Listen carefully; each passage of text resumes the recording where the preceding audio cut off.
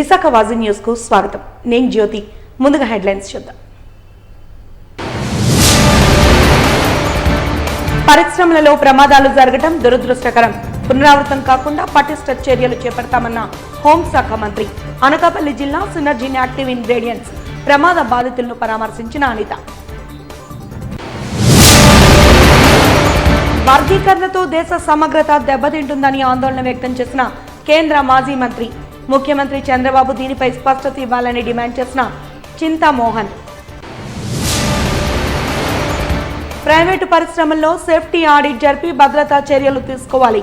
రాష్ట్ర ప్రభుత్వాన్ని డిమాండ్ చేసిన సిఐటియు రాష్ట్ర ప్రధాన కార్యదర్శి సిహెచ్ నరసింగారావు. ఇక వివరాల్లోకి వెళ్తే అనకాపల్లి జిల్లా జవహర్లాల్ నెహ్రూ ఫార్మాసిటీలోని సినర్జీ యాక్టివ్ ఇంగ్రీడియంట్ సంస్థలో గురువారం అర్ధరాత్రి జరిగిన ప్రమాదంలో గాయపడి ఇండస్ ఆసుపత్రిలో చికిత్స పొందుతున్న క్షతగాత్రులను విశాఖ జిల్లా కలెక్టర్ ఎంఎన్ హరేంద్ర ప్రసాద్, అనకాపల్లి జేసీ జాహ్నవీలతో కలిసి రాష్ట్ర హోంమంత్రి వంగలపూడి అనిత పరామర్శించారు. ఆసుపత్రికి వెళ్లిన ఆమె బాధితులతో మాట్లాడి వారిలో ధైర్యం నింపే ప్రయత్నాన్ని చేశారు. వివరాలను అడిగి తెలుసుకున్నారు. బాధితులకు అందుతున్న వైద్యంపై ఆరా తీశారు.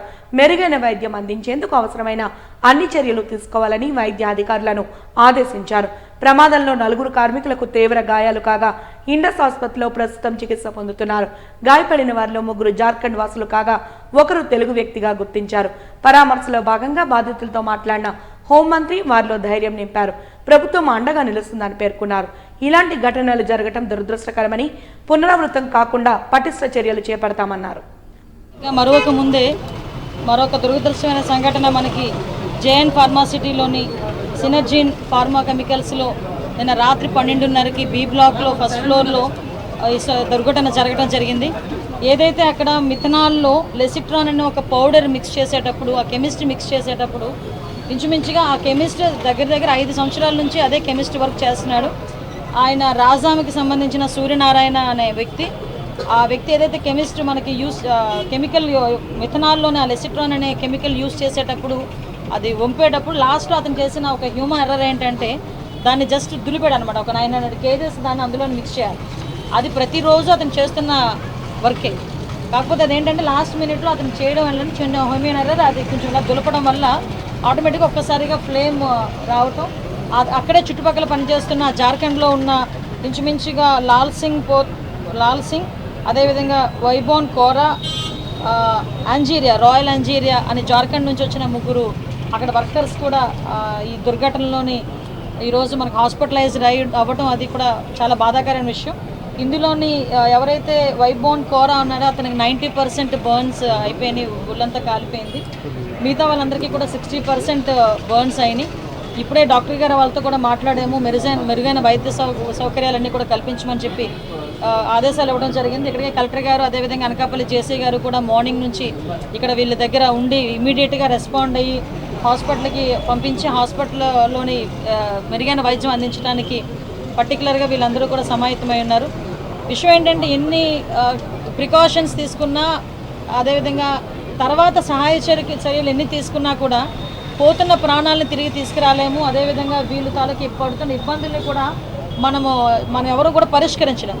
ఈరోజు సూర్యనారాయణ అనే వ్యక్తి ఈరోజు హాస్పిటల్ బెడ్ మీద ఉండి నన్ను చూసి అనిత మేడం గారు అని చెప్పి గుర్తుపట్టి మీ అందరినీ కూడా నిన్న చూశానండి, జేసీ గారిని చూశాను, కలెక్టర్ గారిని చూశాను, మేము దాని గురించి మాట్లాడుకుంటున్నాం, మీలోపే మా దగ్గర ఇలా జరిగింది అని చెప్పడమే కాదు, పాప సూర్యనారాయణ అనే వ్యక్తి తాలూకా భార్య 10 రోజుల క్రితం డెలివరీ అయితే వాళ్ళ బాబు ఐసీయూలో ఉన్నాడు.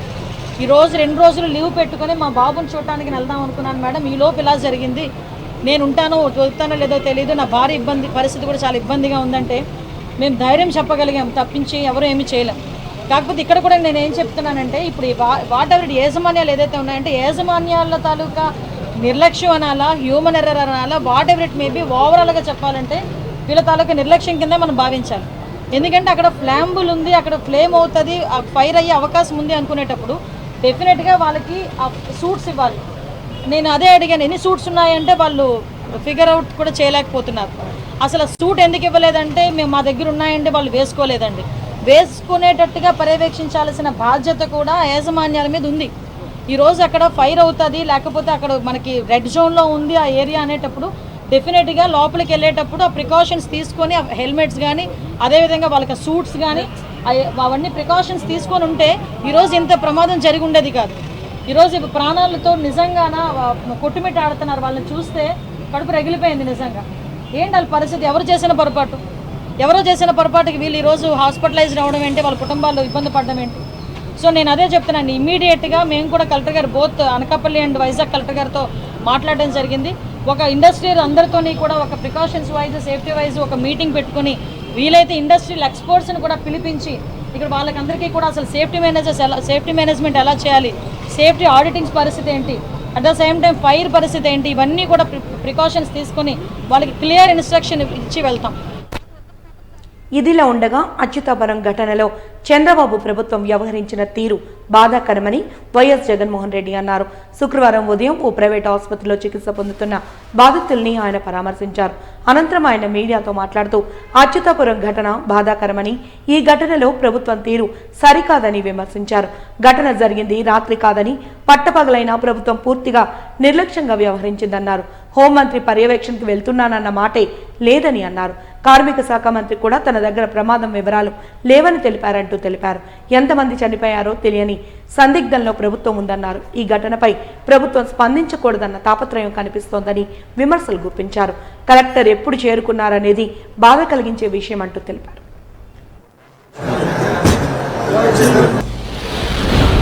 అచ్యుతాపురంలో జరిగిన ఈ ఘటనలో ప్రభుత్వం వ్యవహరించిన తీరు, ప్రభుత్వం స్పందించిన తీరు, మరి మధ్యాహ్నం 2:20 ఈ ఘటన జరిగితే 2 గంటల ప్రాంతంలో ఈ ఘటన జరిగితే ఈ ఘటనకు సంబంధించి జరిగిన వివరాలను ఒక్కసారి గమనిస్తే ఈ ఘటనలో ప్రభుత్వం స్పందించకూడదు అన్న తాపత్రయము ఎక్కువగా కనిపిస్తూ ఉంది. ప్రభుత్వం 17 మంది చనిపోతే ఈ ప్రభుత్వం మొట్టమొదటిగా సాయంత్రం 4 గంటలకు హోంమంత్రి వచ్చి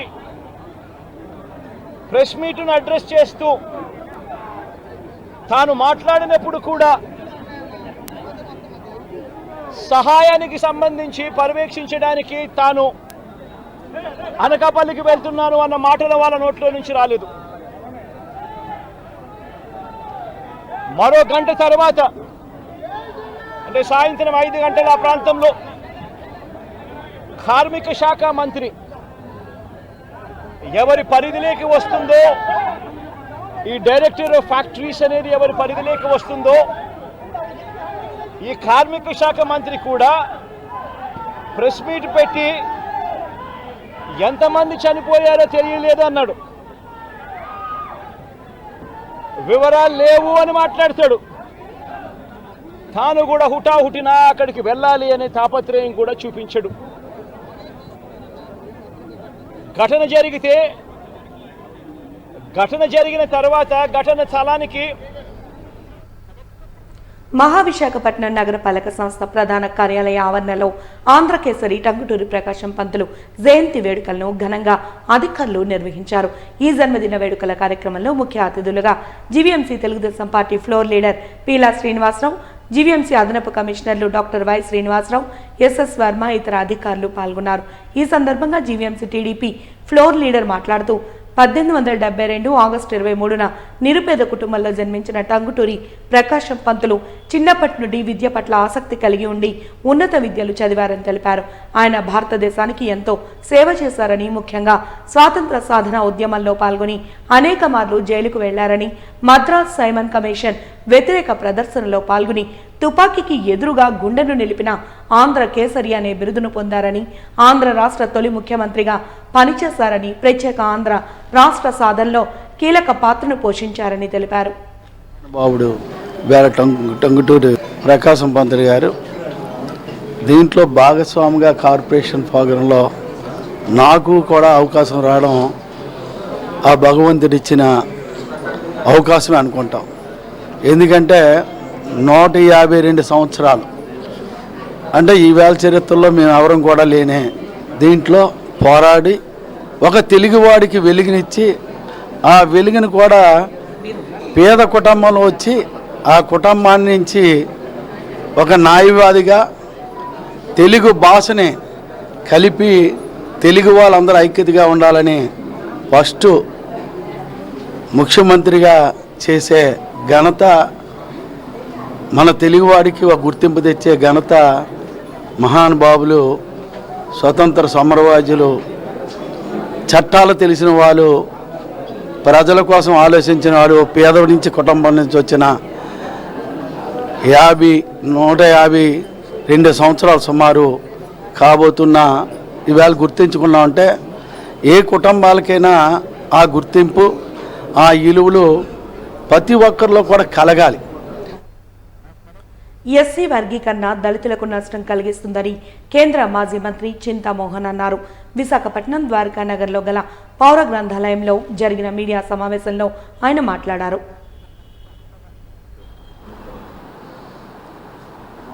గుళ్ళల్లోకి, వీధుల్లోకి, బళ్ళుల్లోకి ఎక్కడికి రానిచ్చేవాళ్ళు కాదు. అటువంటి అంటరాని వాళ్ళ కొరకు మహాత్మా గాంధీ గారు, జవహర్లాల్ నెహ్రూ, అంబేద్కర్ల గారి కృషి ఫలితంగా వాళ్ళకి దాదాపు 75 సంవత్సరాలు రిజర్వేషన్లు ఇవ్వడం జరిగింది. మరి సుప్రీంకోర్టు అనేది ఒక నేషనల్ కోర్టు, ఒక జాతీయ కోర్టు. రాజ్యాంగ స్ఫూర్తిని కోల్పోయింది ఆగస్టు 1వ తారీఖున. రాజ్యాంగ స్ఫూర్తి లేదు దాంట్లో. ఆ జడ్జిమెంట్లో 500 పేజీల జడ్జిమెంట్లో రాజ్యాంగ స్ఫూర్తి, భారతదేశ రాజ్యాంగ స్ఫూర్తి లేదు.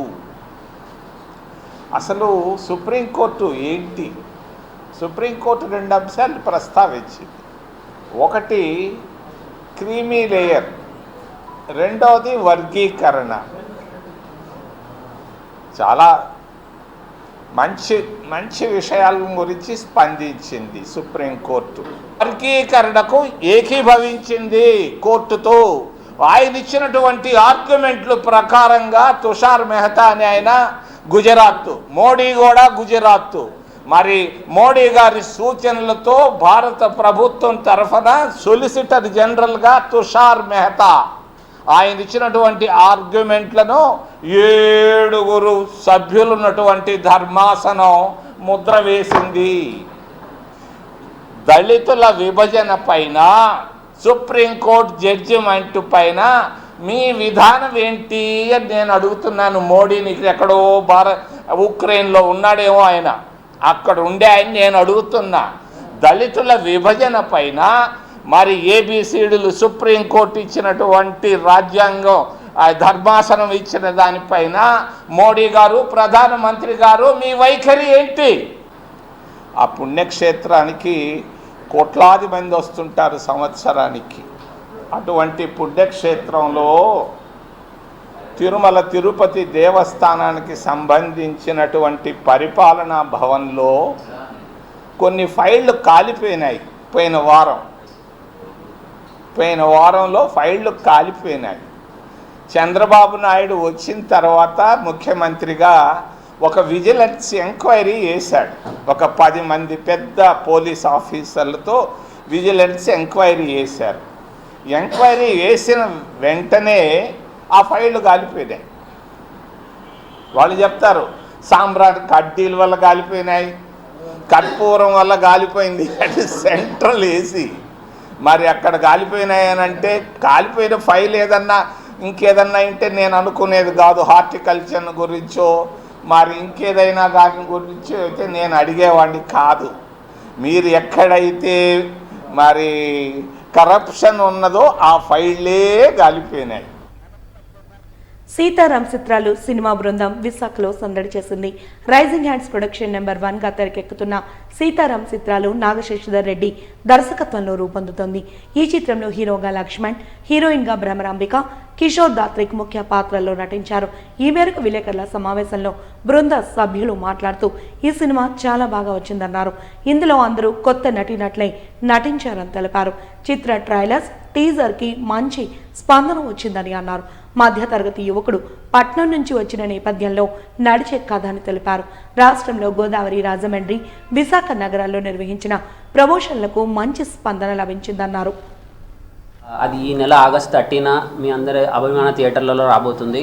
సో ఆ సినిమాని ప్రజలందరూ తప్పకుండా ఆదరించాలని మనస్ఫూర్తిగా కోరుకుంటున్నాము. ఆ సినిమాలో జనాలకు కావాల్సిన కమర్షియల్ ఎలిమెంట్స్ అన్నీ యాడ్ చేస్తూ మా డైరెక్టర్ గారు ఎంతో మంచిగా చేయడం జరిగింది. సో ఈ సినిమా అందరూ కొత్త వాళ్ళు తీయడమే జరిగింది. సో ఫ్రెషర్స్ వచ్చిన వాళ్ళందరికీ మీడియా వాళ్ళు అండ్ ప్రజలు వాళ్ళ సైడ్ నుంచి వాళ్ళు సపోర్ట్ ఇవ్వాలని చెప్పి మనస్ఫూర్తిగా కోరుకుంటున్నాము. కొత్త వాళ్ళం కదా అని చెప్పి ఏది పడితే తీసేస్తారు అనే అపోహ బయట నడుస్తుందన్నమాట. అలా కాకుండా మా ట్రైలర్ కానీ సాంగ్స్ కానీ టీ సిరీస్లో యూట్యూబ్లో అవైలబుల్ ఉన్నాయి. అది చూసిన వాళ్ళందరూ తప్పకుండా ఒక మంచి సినిమా తీశారు, మంచి సినిమా చూడబోతున్నాం అనే నమ్మకంతో థియేటర్కి వెళ్ళండి. మీ అందరి నమ్మకం ఒమ్ము కాకుండా సినిమా ఉంటుందని మా తరపు నుంచి ప్రామిస్ అండి. అది VCR cassette and T wall మీద ఉంటుంది.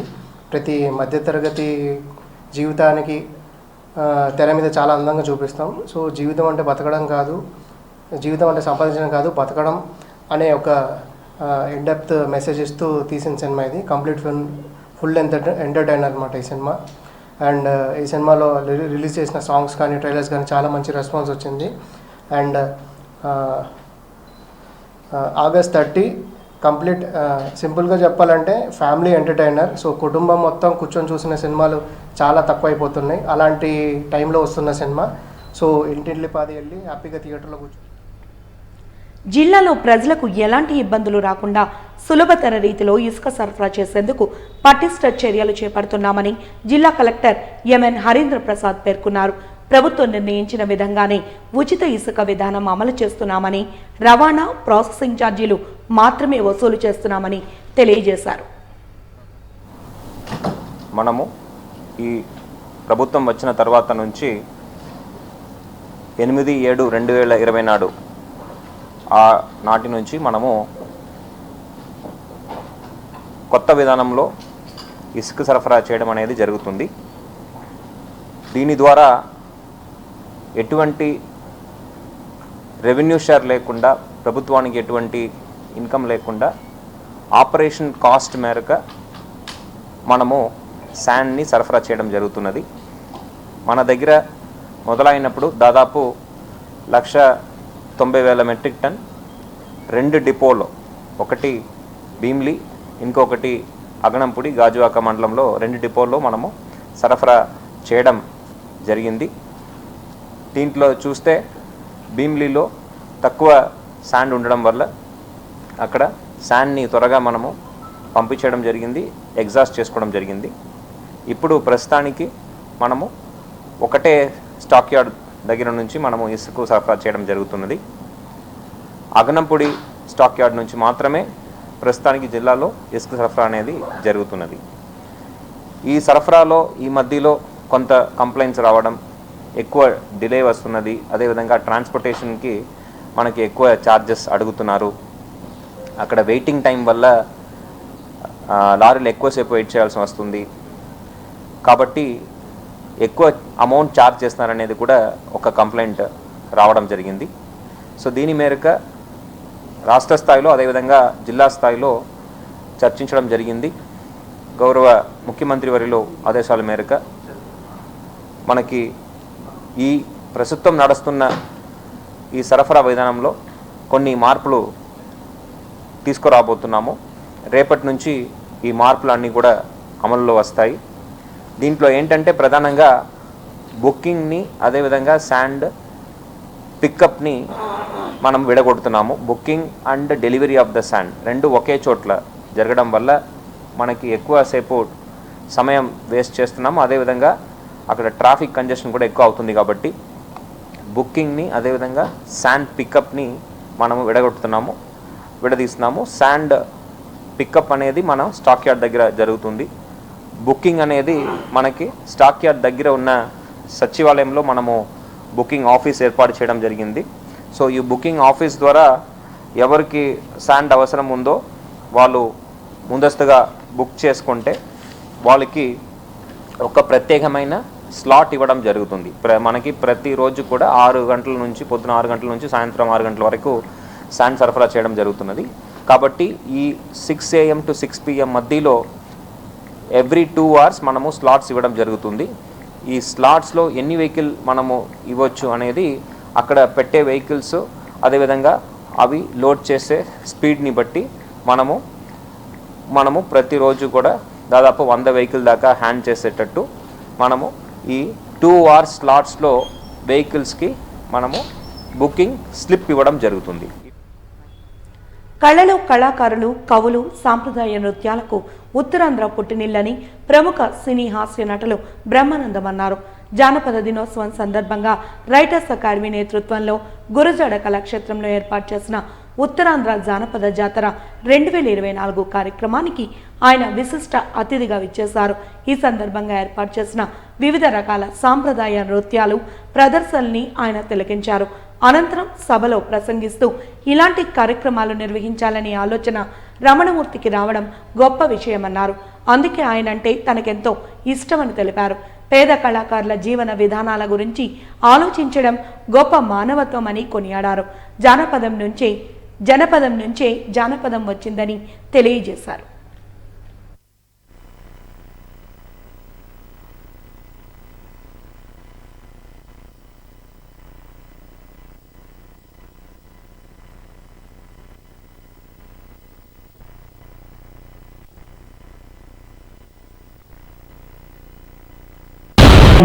జానపద కళారూపాలు చూస్తే వేదిక మీద నిజంగా నేను రమారవి 2 గంటల పాటు కూర్చున్నాను. 2 గంటల పాటు కూర్చున్నప్పుడు ఎవరికి వారి యొక్క కళారూపాల్లో అద్భుతమైనటువంటి ప్రతిభ కనబరిచిన వారు. కానీ కొంత బాధ ఏంటంటే కొన్ని విషయాల్లో ఇంకా పాత కళాకారులే ఉన్నారు, తర్వాతి తరం ఎందుకో తయారు కావటం లేదనేటువంటి బాధ మనలో ఉంది. అయితే కొన్ని విషయాల్లో మాత్రం చాలా యువతీ యువకులు చాలా మంది పాత్రలు పోషించారు. వారందరూ కూడా అదే రకమైనటువంటి ఉత్సాహంతో ముందుకు వెళ్ళాలి. వారి ప్రతిభా సామర్థ్యాన్ని ప్రజలకు తెలియజేసే విధంగా ప్రదర్శనలు జరగాలి. ఆ ప్రదర్శనకి అవసరమైనటువంటి కళాక్షేత్రాలు మనకి ఏర్పడాలి. దానికి ప్రజలందరి తోడ్పాటుతో పాటు ప్రధానంగా ప్రభుత్వ తోడ్పాటు చాలా అవసరంగా ఉందనేటువంటి మాటను కూడా తెలియజేస్తున్నాను. అటువంటి కళాకారులు ముందుకు తీసుకెళ్ళడానికి వారందరి యొక్క సామర్థ్యాన్ని ప్రపంచం నలుమూలలా తెలియజెప్పడానికి ఖచ్చితంగా ఆంధ్రప్రదేశ్ రాష్ట్ర పర్యాటక సాంస్కృతిక సినిమాటోగ్రఫీ మినిస్టర్గా నేను సంపూర్ణంగా కృషి చేస్తాననేటువంటి మాటను కూడా ఈ సందర్భంగా మనం చేస్తున్నాను. తెలుసుకోవాల్సినటువంటి విషయం ఏంటంటే పూర్వం శబ్దం ఒక్కటే ఉన్న రోజుల్లో శబ్దాన్ని మాటల రూపంలో మలుచుకున్నటువంటి మహోన్నతమైనటువంటి మేధావి మానవుడు. అది ఇప్పటికీ మనం పిడుగుపడే ముందు ఒక భయంకరమైన శబ్దం వస్తుంది. ఆ శబ్దం యొక్క అంతరార్థం ఏంటంటే పిడుగుపడబోతుందని చెప్తుంది. మన ఇంటికి దొంగలు వచ్చినప్పుడు కుక్కలు శబ్దం చేస్తాయి. ఆ శబ్దం యొక్క అర్థం ఏంటంటే కుక్క పిల్ల, అగ్గి పుల్ల, సబ్బు పిల్ల కాదేది కలుపుతున్నారు. అవునవును శిల్పం అనర్థం అన్నాడు చేసి దేన్ని తక్కువ తీసేయడానికి వీలు లేదు అని చెప్పడానికి. అలాంటి శబ్దాల యొక్క సూచన చేత కొన్ని అద్భుతమైనటువంటి విషయాలు మనకు తెలియపరిచింది సృష్టి, విశ్వం. ఆ విశ్వంలో నుంచి పుట్టినటువంటి శబ్దాలను తీసుకుని వాటిని మాటల రూపంలో పెట్టి ఆ మాటలకి ఒక అక్షర రూపాన్ని ఇచ్చి దాన్ని భాషగా మార్చి ఆ భాషను మనం మాట్లాడుకుంటూ మన మనసులో ఉన్నటువంటి భావాన్ని ఎదుటి వాడికి అర్థమయ్యే విధంగా చెప్పడానికి ఉపయోగించుకునేటువంటి సాధనగా. కోనోకార్పస్ మొక్కలను కాపాడండి అంటూ ముఖ్యమంత్రికి జనచైతన్య వేదిక విజ్ఞప్తి చేసినట్లు వచ్చిన వార్తకు స్పందించి ప్రెస్ మీట్ను నిర్వహించినట్లు బీజేపీ విశాఖ పార్లమెంట్ జిల్లా అధ్యక్షులు రవీంద్ర మేడపాటి తెలిపారు. ఆఫ్రికా ఖండంలో పుట్టిన ఈ మొక్కలు వేగంగా పెరగడమే కాకుండా సంవత్సరం అంతా పచ్చగా ఉంటాయనే ఉద్దేశంతో సుందరీకరణకు ఉపయోగపడే మొక్కగా అధిక సంఖ్యలో భారతదేశంలో వీటిని నాటడం జరిగిందని తెలిపారు. నిజానికి కొన్ని శాస్త్రీయ పరిశోధనలో ఈ మొక్కలు మానవాళికి చాలా ప్రమాదకరమని, ఈ మొక్కల నుండి వీచే గాలి వలన ప్రజల ఊపిరితిత్తులకు సంబంధించిన వ్యాధులకు గురవుతున్నారని, రెస్పిరేటరీ ఇల్నెస్, జలుబు, దగ్గు, ఎలర్జీ వంటి రుగ్మతలను ముఖ్యంగా శీతాకాలంలో కలుగజేస్తాయని, వీటి వేర్ల వల్ల టెలికమ్యూనికేషన్ కేబుల్స్, డ్రైన్స్, మంచినీటి పైప్లైన్లకు ఇబ్బంది కలుగుతుందని తెలిపారు.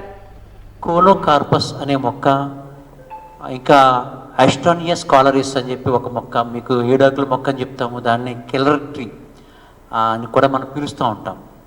సో ఇవి రెండు కూడా మన పర్యావరణానికి ఏమాత్రం హితమైనవి కాదు అని గతంలో కూడా అనేక సందర్భాలు తెలియచేయడం జరిగింది. అనేక స్టడీస్ కూడా మనకి చాలా స్పష్టంగా చెప్తూ ఉన్నాయి. వీటి నుంచి వచ్చే గాలి మనం ఏదైతే పీల్చుకుంటున్నామో దానివల్ల ఊపిరితిత్తులకి చాలా ఇబ్బంది కలిగించే పరిస్థితి, హాస్మా కానివ్వండి, ఇంకా అనేక తలపోట్లు, జ్వరం, దగ్గు, రొంప, అనేక రుగ్మతలకి మనం గురి కావడం జరుగుతూ ఉంది.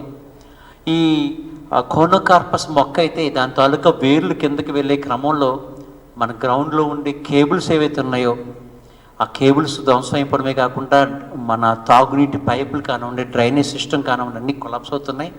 ఇవన్నీ కూడా శాస్త్రీయంగా మనం చూడకుండా వేయడం ద్వారా అనేక నష్టాలకి మనం చూస్తూ ఉన్నాం. దీన్ని చాలా ప్రాంతాల్లో బ్యాన్ చేయడం జరిగింది. ముఖ్యంగా గుజరాత్లో గమనిస్తే కనుక అక్కడ ఫారెస్ట్ డిపార్ట్మెంట్ ఈ మొక్కలు మన భారతదేశానికి ఏమాత్రం సూటబుల్ కాదు, ప్రజల ఆరోగ్యానికి చాలా ఇబ్బంది కలిగించే అంశాలు ఇందులో ఉన్నాయని చెప్పి వాళ్ళు బ్యాన్ చేశారు. మొన్న గమనిస్తే కనుక కాకినాడలో కూడా స్మార్ట్ సిటీ కాన్సెప్ట్లో అనేక మొక్కల్ని ఈ వేడి.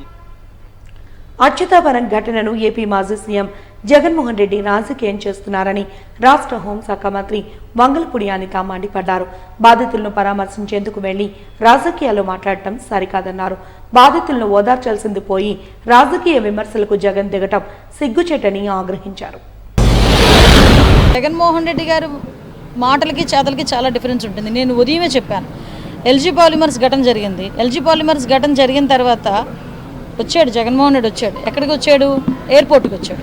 ఎయిర్పోర్ట్కి వచ్చి ఎయిర్పోర్ట్లో కూర్చొని కంపెనీ ఓనర్స్ని పిలిపించుకొని అక్కడ మాట్లాడి కాంపన్సేషన్ పెట్టేసి వెళ్ళిపోయాడు. అయిపోయింది అక్కడితో. అయిపోతే ఇంకా అక్కడితో క్లోజ్ అయిపోయినట్టు. మరి తర్వాత జరిగిన సంఘటనలకి ఎందుకు జగన్మోహన్ రెడ్డి రాలేదు? సుమారుగా 5 సంవత్సరాల కాలం 120 మంది చనిపోయారు. మరి 120 మంది చనిపోయినప్పుడు జగన్మోహన్ రెడ్డి వచ్చి కూర్చోలేదే. కానీ చంద్రబాబు నాయుడు గారు అలా చేయలే. ఘటన జరిగింది నెక్స్ట్ డేనే చంద్రబాబు నైట్ ఘటన జరిగింది, 2 గంటలకి ఘటన జరిగింది. 24 గంటలు తిరగక ముందే చంద్రబాబు నాయుడు గారు ఆ క్షతగాతులు వాళ్ళని పరామర్శించడమే కాకుండా ఎక్కడ ప్రాబ్లం జరిగిందో ఆ సైట్కి వచ్చి చూసి అదంతా వెరిఫై చేసి మళ్ళీ అఫీషియల్స్తో మీటింగ్ పెట్టి ఇలాంటి ఘటనలు జరగకుండా చూడాలని చెప్పి ఆదేశాలు ఇచ్చి ఇమీడియట్గా క్షతగాతులు ఎవరైతే ఉన్నారో వాళ్ళకి ఎక్కువగా దెబ్బలు తగిలిన వాళ్ళకి 50 లక్షలు, పార్షియల్ ఇంజూర్డ్ అయితే 25 lakhs అనౌన్స్ చేసి ఆ అనౌన్స్ చేసిన డబ్బు కూడా వితిన్ 24 hours ఇవ్వాలి అని చెప్పి ఈరోజు చెప్పి వెళ్ళారు. ఏ కంపెనీ అండి వితిన్ 24 hoursలో ₹1 కోటి చెక్ ఇచ్చింది? నేను ఇప్పటివరకు చూస్తూనే ఉన్నాను. ఏ కంపెనీ ఈ రోజు వరకు ఎవరు ఏ ఎక్స్గ్రేషియా మనం ఇవ్వగలిగాం? ₹1 కోటి ఎక్స్గ్రేషియా.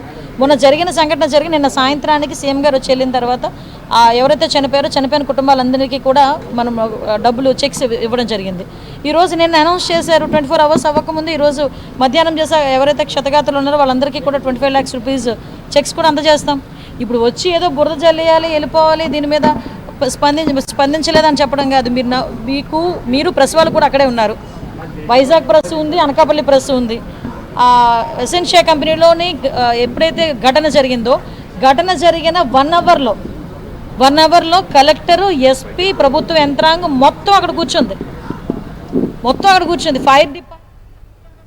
ప్రైవేటు పరిశ్రమల్లో సేఫ్టీ ఆడిట్ జరిపి భద్రతా చర్యలు తీసుకోవాలని రాష్ట్ర ప్రభుత్వాన్ని సిఐటియు రాష్ట్ర ప్రధాన కార్యదర్శి సిహెచ్ నరసింగారావు డిమాండ్ చేశారు.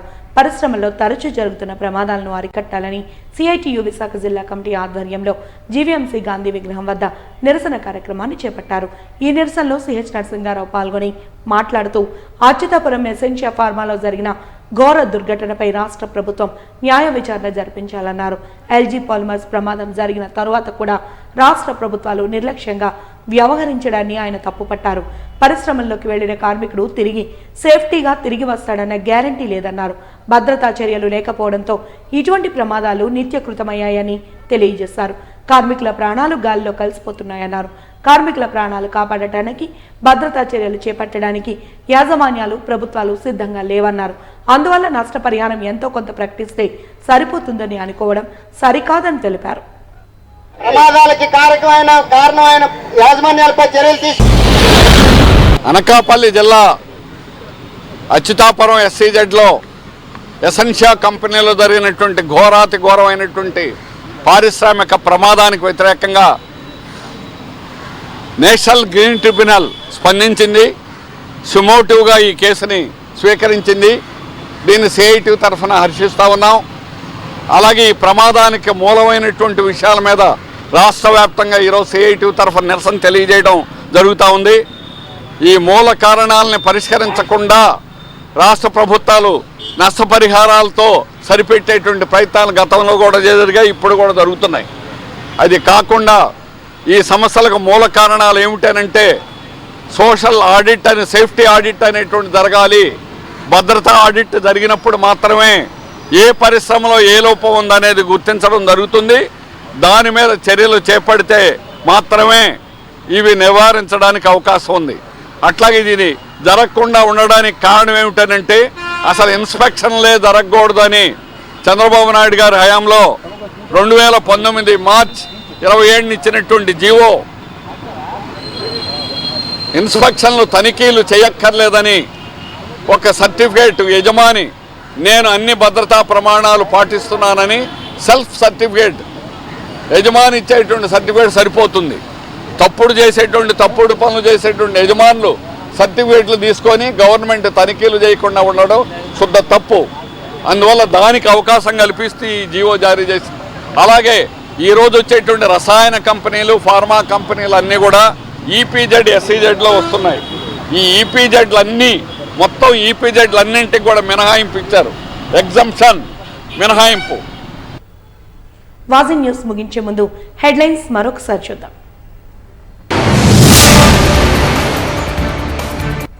పరిశ్రమలలో ప్రమాదాలు జరగటం దురదృష్టకరం. పునరావృతం కాకుండా పటిష్ట చర్యలు చేపడతామన్న హోంశాఖ మంత్రి. అనకాపల్లి జిల్లా సినర్జీ యాక్టివ్ ఇంగ్రీడియంట్స్ ప్రమాద బాధితుల్ని పరామర్శించిన అనిత. వర్గీకరణతో దేశ సమగ్రత దెబ్బతింటుందనే ఆందోళన వ్యక్తం చేసిన కేంద్ర మాజీ మంత్రి చింతామోహన్. ముఖ్యమంత్రి చంద్రబాబు దీనిపై స్పష్టతనివ్వాలని డిమాండ్. ప్రైవేటు పరిశ్రమల్లో సేఫ్టీ ఆడిట్ జరిపి భద్రతా చర్యలు తీసుకోవాలి. రాష్ట్ర ప్రభుత్వాన్ని డిమాండ్ చేసిన CITU రాష్ట్ర ప్రధాన కార్యదర్శి CH నరసింగారావు. వాజీ న్యూస్ ఇంతటితో సమాప్తం. నమస్కారం.